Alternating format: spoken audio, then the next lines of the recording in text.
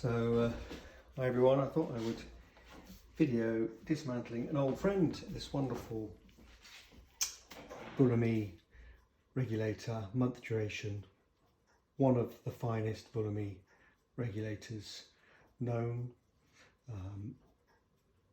2009, found it in a barn, Oxford Way, which is the last time that I worked on it, restored it. So overdue a service, and it's so gorgeous that I thought maybe a little video. Can't see much of the movement at the moment because it's entirely cased in these brass covers, and the pivot holes are all covered over for me, keeping the dust out. Number 220, this is so very important. It's got this wonderful, which I'll show in a bit more detail, rocking cradle on the crutch on this A-frame, but yeah, I think minimal dust will have got in to the movement.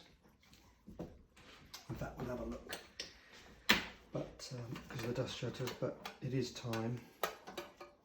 So I'll take these off.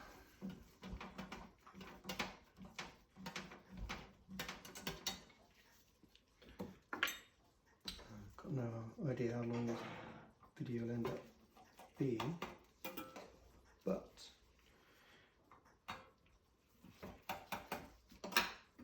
some of you might enjoy it. So I think that's a little inspection port in there, should anyone wish to have a look. And then from memory, these slide out, thick brass plates. Vulliamy put some strips, and a little spring, I've forgotten about that, little spring tension. These strips on the back of the dial and a groove on the edge of the plate. Don't know if that was put in by machine or filed in by hand. It's about 1790, this clock. Not in the records, unfortunately, but an important clock for an important client. It's got the most wonderful brass framed adjustable jewelled pallets with steel escape wheel. It's just running on the maintaining power at the moment. So let's take it apart. Hand's still good. Glued these a long time ago.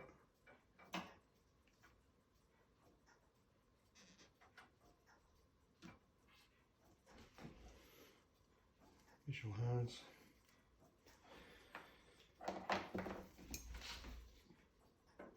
My rounded pin still in there.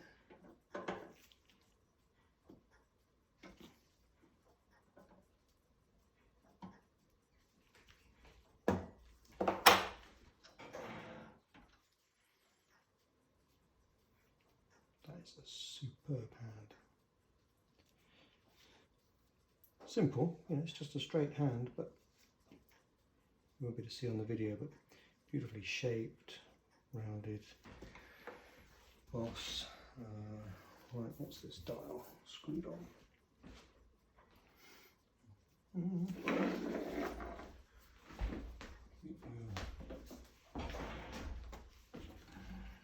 I prefer to take these dials off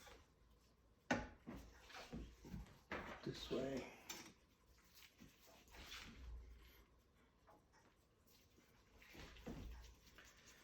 The blue dotted screws.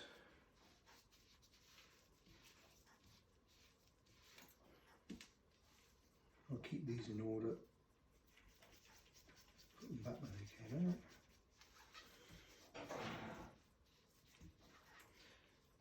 I'll give this dial a little freshen up. It was a little bit more silvered than this when I did it originally. And then it was quite black when it was found, sold at auction.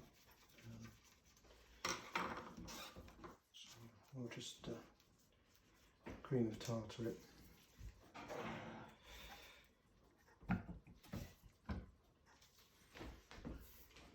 Numbers on there, number 220. Thick dial, quite heavy. These are all the original scribe marking outlines that are on the other side, so maybe having a practice. And had a West Dean student here today, showed him this movement, and yeah, I noticed all this almost like practice matting up there. Put that down somewhere safe. Next thing is to take the seat board off. I will replace this. This line is in quite good condition, but probably will replace it at the same time while we're here.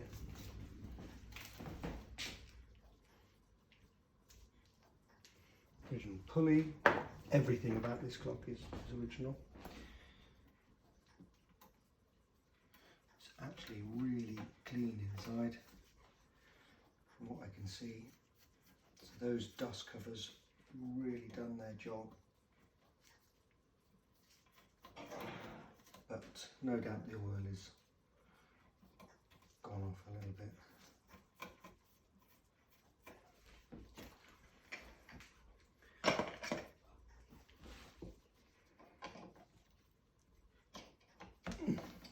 Four.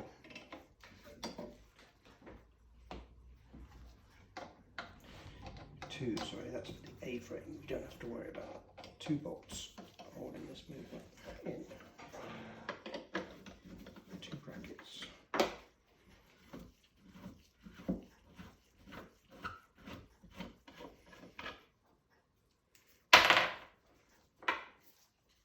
A little bit of moisture's gone in there, so I'm going to tend to that.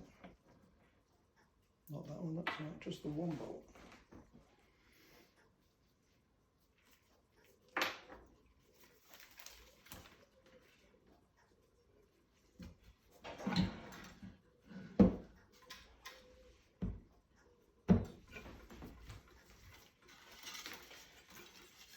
Lovely instead. Look at that.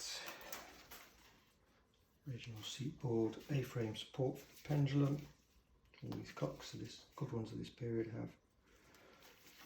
So that's good.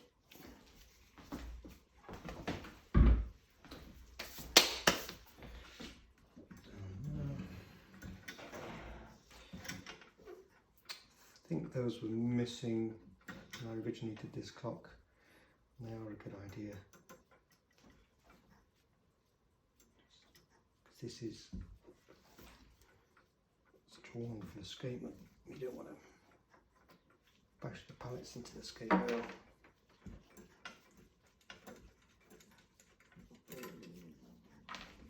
Oh, it's dinner time.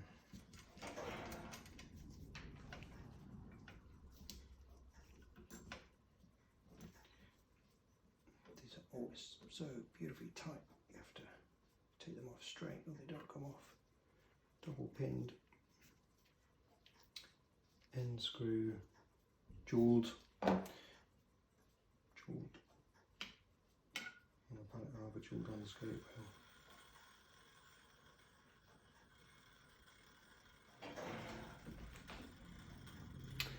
And there, I don't know if you can see, where is the camera?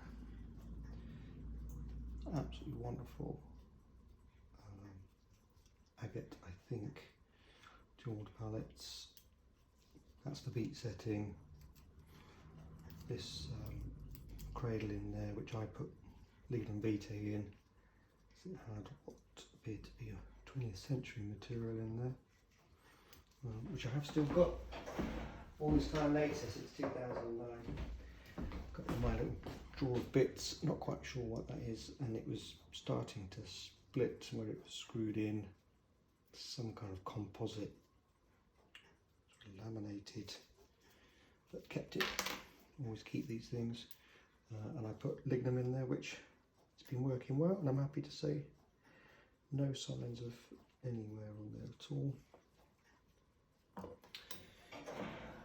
Just put my others there because they're quite delicate. Nice big back cock. Doesn't need to be too big because it's not supporting the weight of the pendulum. That's done by that A-frame.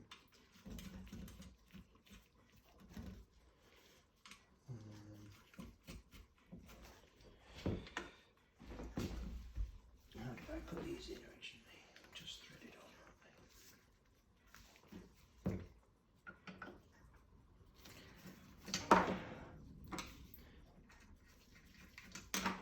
Take this bracket off. So you can see when I did this originally, kept just using white spirit, so I kept all the original lacquer, and I can still feel the Renaissance wax on there. It's been protecting it. It's not been touched either. I set it up in a client's home and they've never filmed with it.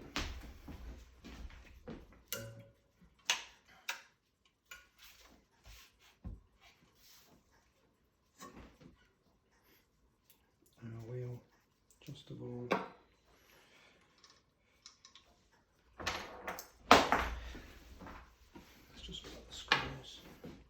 This minute wheel off.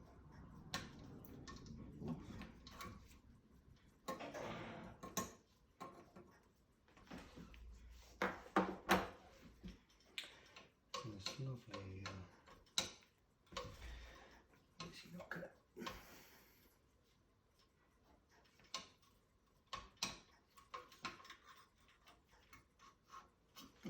Okay. Half wedge to counteract. Where's that minute hand? Counterpoise. So the minute hand goes that way. So should be weighted. Little pin, steel washer with it, which sits in there, and a brass insert. So you haven't got steel on steel. I mean, the attention to detail on this movement is phenomenal. Absolutely fantastic. So, as I said earlier, it would have been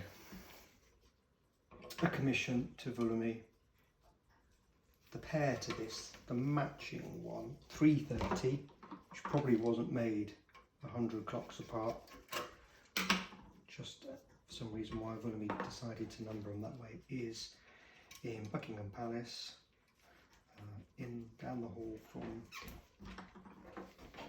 what was Her Late Majesty's bedroom. Don't know if the King is now in there, but it was down the hall. So we've got 5 pillars.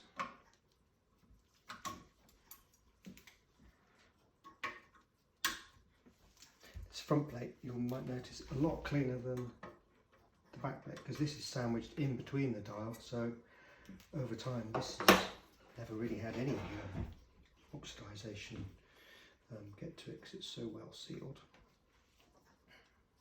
Thick plates. Take these off even and we'll see if anything drops out. Nope. Those pillars for the dial feet they're sort of screwed on from behind. Very thick. Makes the oil actually looks quite clean. We'll first of all take out this wonderful.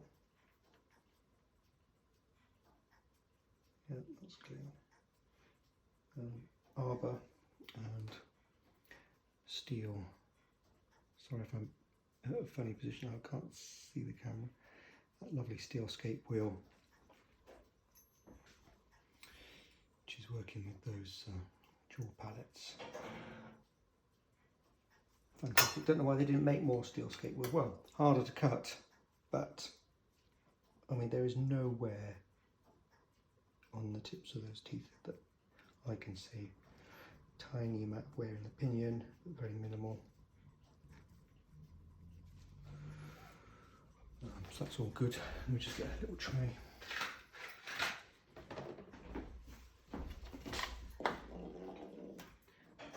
I prefer a tray than things rolling around on the bench.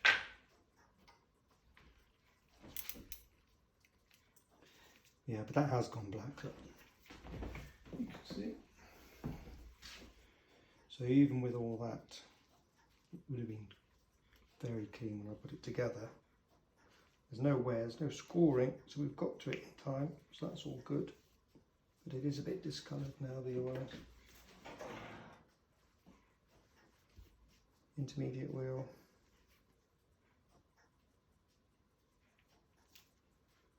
Minimum marks on that pivot on the back. Third wheel. Yep, really good. Fantastic. Centre wheel.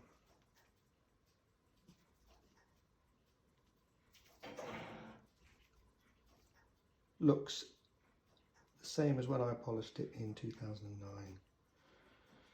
So, yeah, fantastic. This will be a light wash again in the white spirit. Dry it all off nicely. Re-wax with my trusty Renaissance wax. Put it back together. Yeah. Wonderful. We're good to get to it just in case, in time, in case there was anything starting to go. But happy to say not. Yeah, so there we are. Maybe I'll do another one when it's back together, clean, and not that it'll look any different.